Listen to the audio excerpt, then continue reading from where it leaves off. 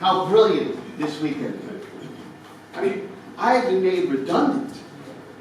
Before then, I was working on the casting site, making some pretty good money. And then, I had nothing.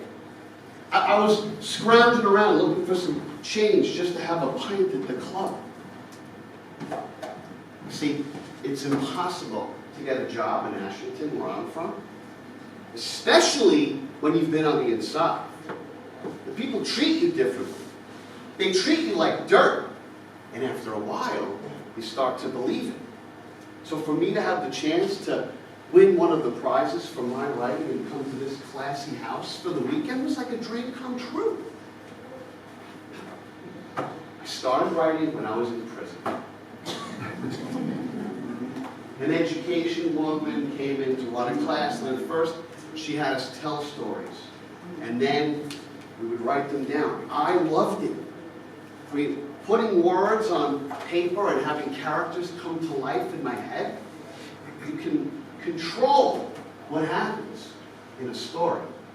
Fortunately, I really can't control what happens in real life. My wife, she said to get a real job, that this business of acting was a dangerous fantasy because it would only leave me disappointed. That's when Tony Ferdinand came along. And he told me I was brilliant, and that he would help me get a publishing deal. And he said my writing was better than most of the established crime writers out there. He would say things like, what would he say? Oh, they're always hearkening back to some golden era. Who needs Agatha Christie?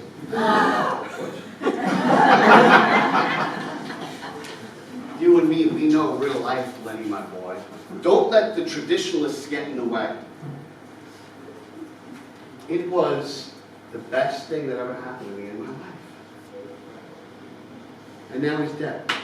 So it's never going to happen for me, is it? I mean, why would I kill Tony? He was my ticket to a publishing deal. I don't know anybody. I don't have any connections. Nobody out there fighting for me.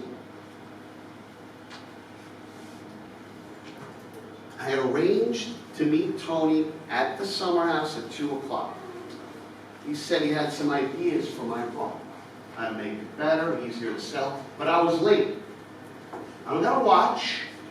And for some reason, the clock in my room had stopped. I was working on the next chapter in my book when I realized it was 20 past 2. Yeah. When I'm writing, I lose all track of time. So it was closer to 2:30 by the time I got there, and of course Tony had gone. I mean, he wasn't known as the most patient man, but I could kick myself. Here he was, the famous Tony Ferdinand, putting himself out for me, and I can't even keep a stupid appointment. If he was laying in the flower bed, I didn't see him. And I didn't notice any shattered glass by the summer house door either. I went back to the main house to try and see if I could get Tony there, but there was a queue of people waiting to get into the next session, and it was gone. If you ask around, I'm sure someone will have noticed me by now, because I was getting really mad. Mad at myself for cocking up the time, mad at the clock for not working, and mad at the pompous prats who were staring at me as if I didn't have a right to be there. I wanted to say, I'm a damn good writer. Tony Ferdinand said so.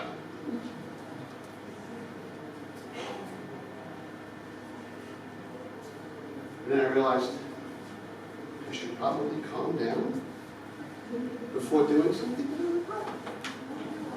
I mean, that's how I ended up in prison in the first place, by letting my anger get the best of me.